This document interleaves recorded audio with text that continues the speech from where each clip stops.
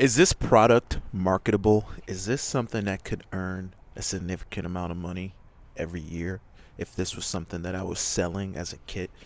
Basically, what we have here is a custom built snowblower rack that allows you to hold these two-stage snowblowers even though you have your salt spreader. So basically, the way that is achieved is normally the salt spreader is blocking your hitch receiver, so you can't just put a rack onto your truck. Normally that would slide into your hitch because then your spinner is right by your hitch. So a lot of guys in the snow industry, they have a hard time because they a lot of times only have one truck or one truck going to a certain site, and then you can't have these snow blowers where guys can do sidewalks, or maybe you're stopping and doing houses as well. So inadvertently you have to bring another truck out, and that's another big expense. But what a lot of guys do is they make racks, they fashion some kind of way to hold the snowblower onto the truck. Now there is room in the bed of the truck that you could put a snowblower in there, right up in here, but the snowblower is too heavy to get it up that high over the side of the truck, so you can't put it in there. So I got a friend of mine that actually goes out. He has a fabricator who works with steel, and he makes basically the same thing that we have here out of steel. He charges like $1,000, $1,100 or so. He gets all the steel, he welds it up, and the issue that he has, my friend, the issue that he has is that he has to wait quite a while for this fabricator to, get all the parts and stuff and all the material and to weld this thing up. And the quality of it, I mean, the guy makes a decent product, but I don't know. They do wear out after a while. It is steel. It's the gauge of metal that he uses is a little bit thinner than what I'm using here. And there's pros and cons to using different types of materials like steel versus aluminum. I decided to go with all aluminum. But the issue that he has is just timing. It's taken him a couple of weeks to schedule everything, to get with this guy, to get with that guy, for him to put it all together and the back and forth and all that stuff. So the point is this thing marketable? If this was a solution that somebody could get right away, go online, couple clicks, and boom, there you go. You get this thing shipped to you, and there you have it. It's there. And I think a good goal, I was just thinking about numbers and everything, and like a good goal would be $1 million gross a year. How could you achieve that? Well, you probably have to sell something like $3,000 every day in order to get like $1 million a year. So at $3,000 a day, I think this product here is worth $1,000 for the solution that it provides for a specific type of an industry. Just holding a snowblower by itself, like a wheelchair rack or something like that, I've used those in the past. That's probably not worth $1,000 because that's just a wheelchair rack. That's probably only worth a couple $100. But this solution, if it can be made to work with any type of salt spreader, you just order it. You sit down, you order it. You pay $1,000 to $1,100. You get it. You slide it into your truck, and you're good to go. The benefit too of this product that I've built, being all aluminum, I could slide this thing off of this truck and carry it by hand with one person.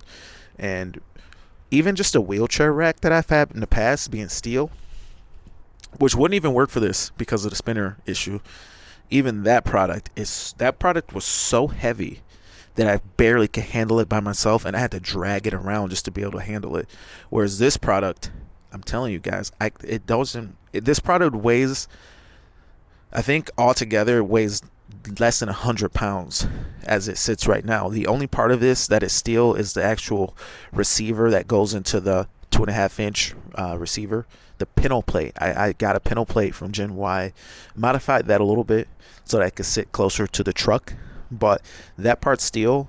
That part probably weighs like, I don't know, 15 pounds or so, 20 pounds. I don't know. It's solid steel. And that part goes and bolts into this flat plate And the point is, you can lift this thing up. Like if you unbolt this, you can slide it out, lift it, and store it. And even so, it's not even hard to take out a couple of the grade 8 bolts and have this thing totally collapse down and go back into a box or a package to be stored for the off season or whatever, so it doesn't take up a ton of space, and then turn around and be put back together again, because this thing is not welded. It's all grade 8 zinc coated, bolted together, as you can see right up in there. So that's kind of the pros of this thing that I've come up with. It's all aluminum. The salt doesn't really corrode it. Maybe calcium chloride will have an effect, but I think the gauge of this aluminum is so heavy or so thick that it just wouldn't matter. Let's take a look at how thick some of this is. So on this side, you can see I'm still in the process of securing everything. This is not even bolted yet. That's why we have a jack stand right here, and it's just held together by a C-clamp. And you'd be surprised how much a C-clamp can do when you got this clamping force and two large surface areas coming together with all that static friction between the two surfaces. Clamping together actually does create quite a strong bond. Over here, we're running some bolts because this side's actually secured decently, and we've got some grade 8s underneath here. I've just got 2 right now. 2 seems to be pretty adequate. What I want to do is cut a piece of this angle that we have right here. I want to put two 45-degree cuts on here so that this can just bridge this here to add a little bracing between here, because I am getting just a little bit of flex. So I want to eliminate any flex that I'm getting out of this thing. So that's something that's going to be getting added, I'm thinking. But the beauty of this whole thing is it's something that I'm playing with, and I can add things to it. I'm going to add more railing to this so that it's up higher on the machine and it's not sitting such a small lip. I can get a piece of angle here like this. If I were to take this piece of angle like that and mount it on here, then that would make it so that it's higher up and harder for this thing to fall off. Even so, this thing would need to be ratchet strapped down to the rack itself in order to ensure that it won't fall off. But to make it more redundant, I do plan on building up the sides a little bit so that it will be less likely to fall off of the truck. But is this a marketable product? That is the question. I don't know if somebody out there already has some kind of patent that means that you couldn't sell this type of thing because someone else owns the rights or whatever. Or I don't know if this is just something that couldn't really be patented or couldn't really be, somehow owned. It's just a rack on the truck. I don't know if that's something that would be an issue. Another thing, there's a ton of red tape and bureaucracy with creating something like this with regards to like it being on the vehicle and DOT ratings and all that. To actually be selling something like this, the government is a big factor.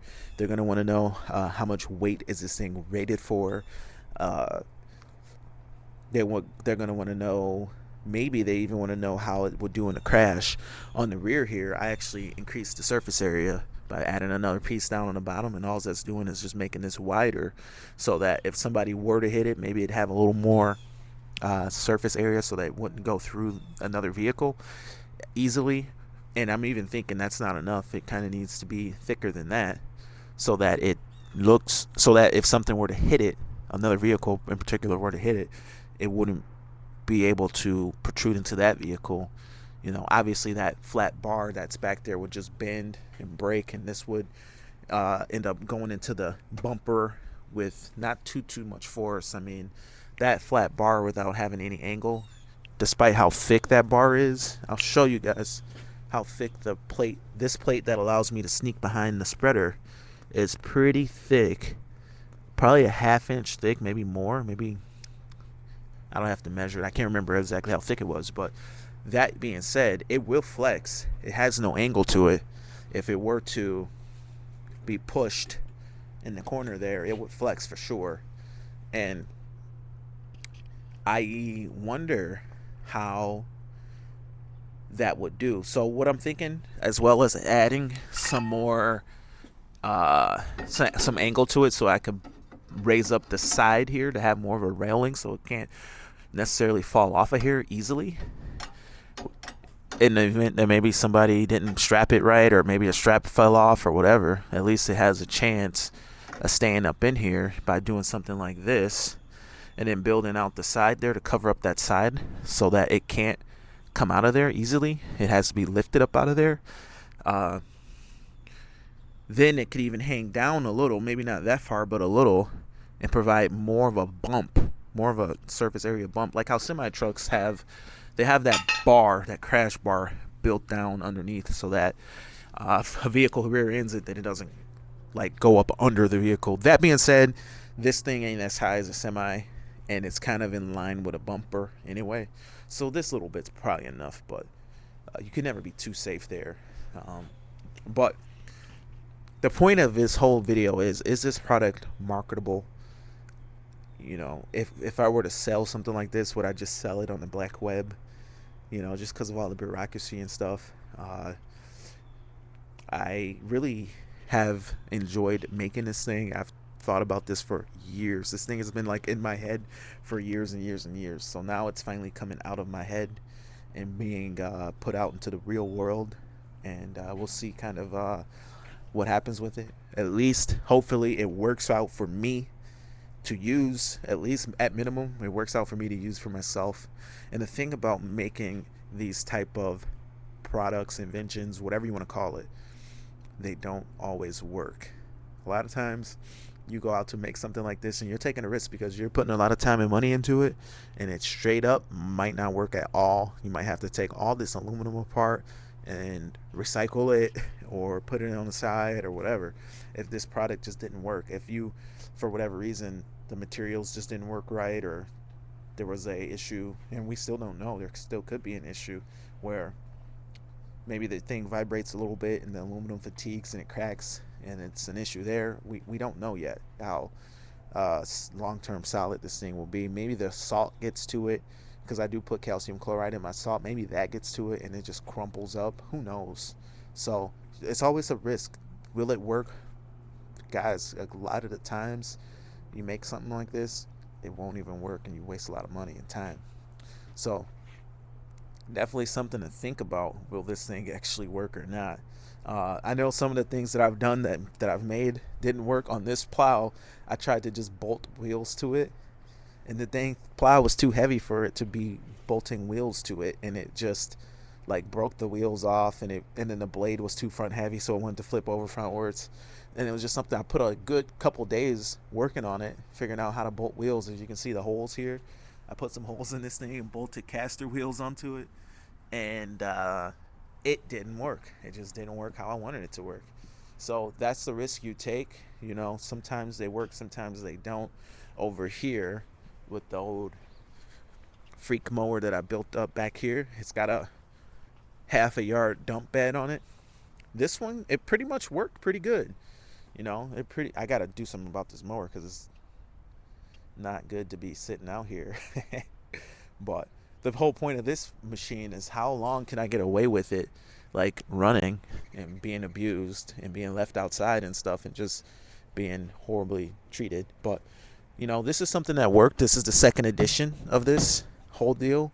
The first edition finally broke on me, and I had to put a little more actually effort into it. And basically what we've done is we've fabricated, you know, a hinge system here that can allow this to be a dumper, and it basically dumps out and can spread whatever material. We've had heavy stuff in here, dirt, topsoil, all that kind of stuff in here, and it's basically a big powered wheelbarrow for me. 15 horsepower hydraulic drive. It can carry some weight up a ramp and stuff. Although the machine itself is getting tired, you can feel it as it's operating in the hydros and stuff. You can feel that it's tired, but nonetheless, it carries a half a yard of mulch, half a yard of anything else you want to put in it, and it hasn't broken necessarily yet. It's got a little frame here that you can mount, and really it'd be cool if it had a dump motor or some kind of hydraulic motor or something that can go for you and dump it out for you. But all in all, I've, you know, somewhat successful with this. I've used it quite a bit. It's not perfect. It's not the best one. I think Toro makes one, and it's better than this. But you know, they also want like $20,000 for their dumping lawnmower. So you know, it's something to think about. But I've had fun doing this, and it's been good. But comment below and tell me what you guys think about our little invention situation. Now that I'm thinking, man, my mind's coming up with all these crazy ideas. What if this was aluminum instead of poly? Because the guy who I bought this from put poly on here, and I got to address all this hardware that's not right. There's no washers and stuff. But comment below and tell me what you guys think about this type of thinking. You know, maybe this is not the product that becomes, marketable for me or whatever, but maybe there's something else that comes along down the road that could be, that could be something. Maybe this is too much, maybe this is too complicated, maybe it's just too much bureaucracy with this type of thing where it's on a vehicle and there's DOT stuff and all that, you know. But maybe not. Maybe this is something that can be done. But anyway, my name's Sean. This is DS Trucks. This is our 19 F250 we talk about quite a bit in the channel. We've got our 7.3 liter Godzilla over here on the other side of this gate, which is locked, so I can't get to it, but it's in there. The old 7.3 Godzilla is over there. But comment below. Thank you for watching. See you in the next one. Over and out.